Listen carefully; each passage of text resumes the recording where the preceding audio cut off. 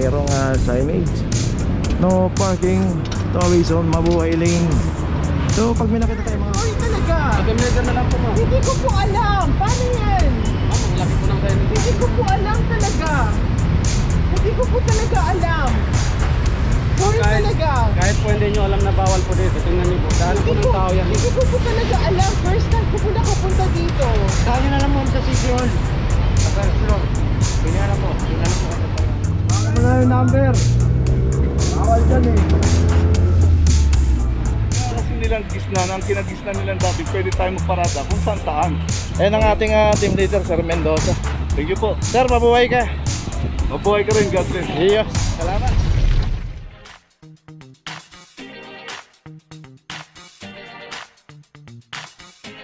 Papa Joe TV.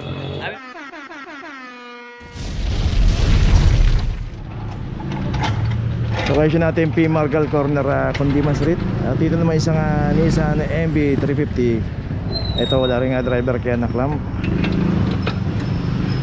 At dito random naman po yung operation. Pagka wala pong driver yung sasakyan at inabutan yan, matik na po yan. 24.42 para sa Nissan MB 350.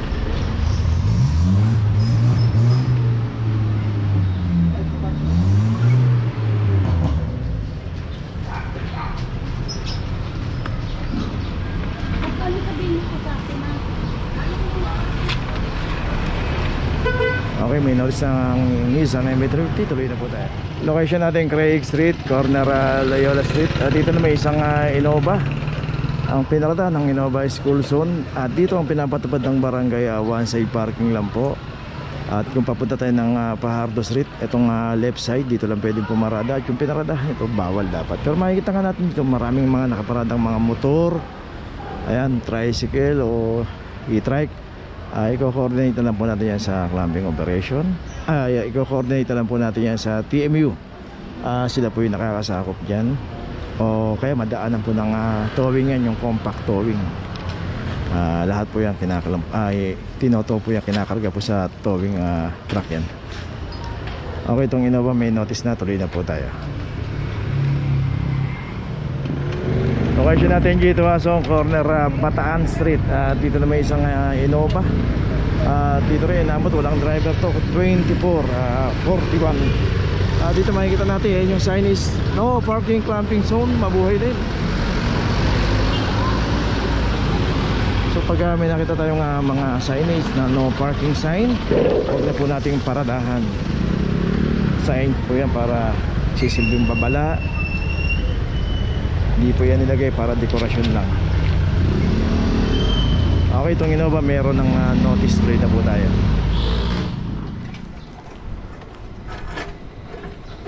Location natin Moret Street, San Perfecto, Santa Clara. Yan po yung may mga dadaanan ng jeep doon. Yun na po yung Loyola Street. At itong isang Toyota Hiace na naka-double parking dito. Kita nga natin dito sa Moret. Hindi maganda dinadaan, pero secondary road dapat hindi po tayo mag double parking dito. 23-25 para sa Hiace. May mga bakante pa po dyan, no? Hindi siya nakasagad doon kasi mayroong basketball court, pero dapat hindi niya pa rin double parking. Hanap pa rin po natin ng paradaan na maayos. Ito may notice na. Tuloy na po tayo. Location natin De La Puente Street, corner P. Margal. Dito naman isang Vios. Walang driver yung Vios kaya naklamp. 24.37 para sa Vios. Dito nga makikita natin, ayan, mayroong signage no parking, two-way zone, mabuhay lane. So pag may nakita tayong mga signage, iwasan po natin pumarada. At kung paparada tayo, wag po natin iwan yung ating sasakyan. At mas mainam po kung meron po tayong garahe. Ganito ito, garahe ito, parking space yan. So mga ganyan sana sinasuggest din natin na mag-ano na lang tayo dyan, mag-rent tayo para anytime, kahit anong araw, anong oras, iwan natin sa sakyan, save tayo. Okay, ito may notice na yung bios. Tuloy na tayo. Location natin De La Puente Street, corner Dapitan. At isang Isuzu D-Max 23-26 para sa D-Max.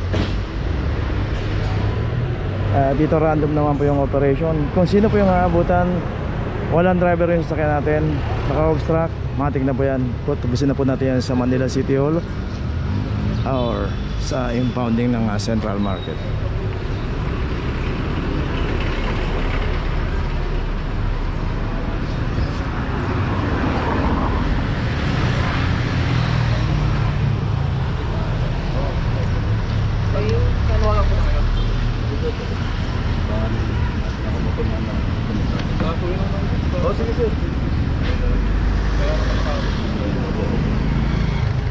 Tawag ka na ng Wilson, may mag-a-assist na dito.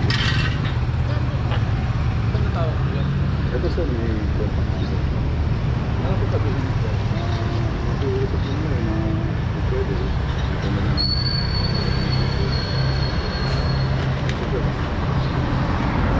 Okay na. Naipaliwanag na kay sir tawag siya sa opisina kung matutulungan siya or punta siya sa pinakamalapit na bayaran Central Market. Matimias, corner Batanes Street. Dito na may isang Fortuner ang nakram dito.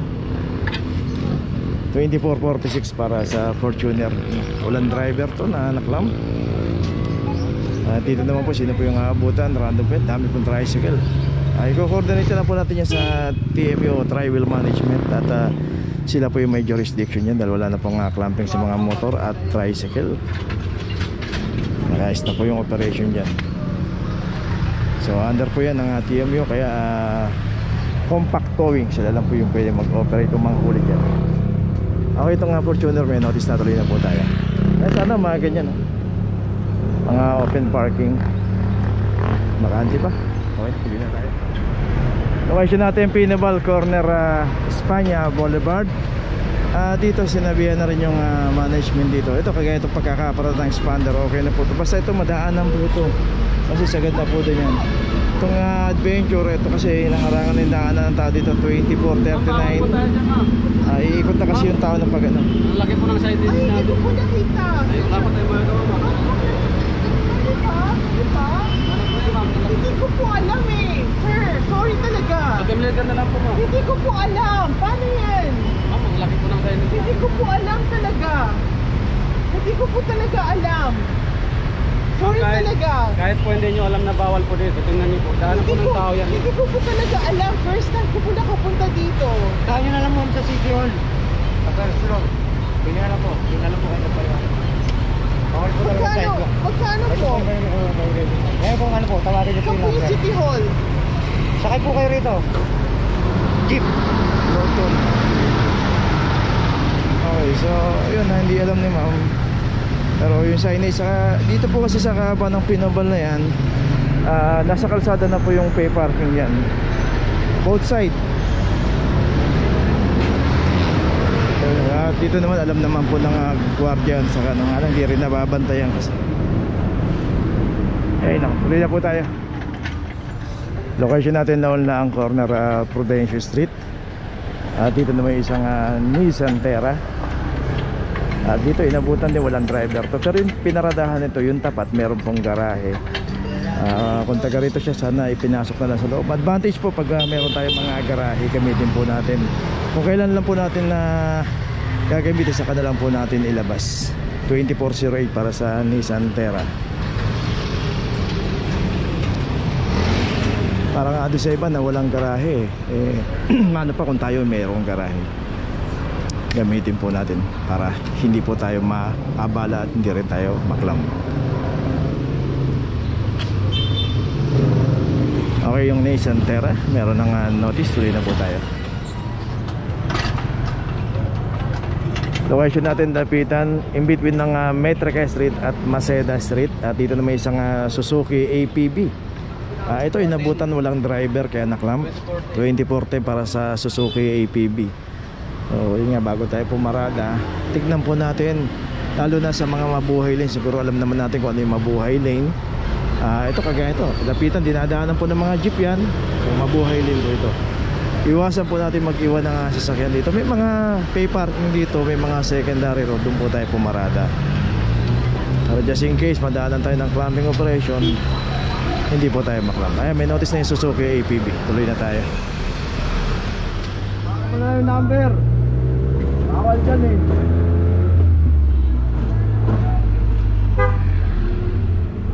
Tapa mo na lang manok mo.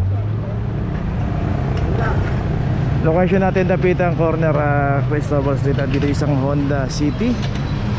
Dito ngayon pinakadahan ng Honda City. Kasi ito inabot na itong yung kulay pula na yan. Dapat po hindi natin na mahaharangan yan. Kasi yun na po yung bangketa. At the rest dito, yan, kung nakapasok siya. Kung ang parada nito parallel, yan pa ganon, hindi na ho makaklamp yan. Kaya naklamp dahil nakaharang na po dito sa bangketa 2334.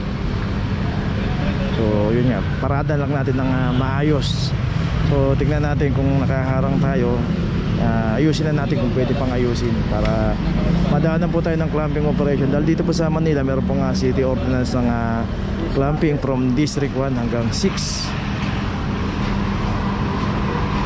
Okay, ito may notice na yung Honda City. Tuloy na po tayo. Okay, nandito na ngayon tayo sa opisina ng clamping sa impounding dito sa Central. Dito na po nagtatapos ang ating vlog. Maraming salamat po sa mga subscriber, sa mga viewers, sa mga napadaan po sa ating channel. Maraming salamat po sa mga suporta nyo. Sa mga hindi pa po nakakapag-subscribe, subscribe na po tayo mga kabayan. Maraming salamat po. Mabuhay!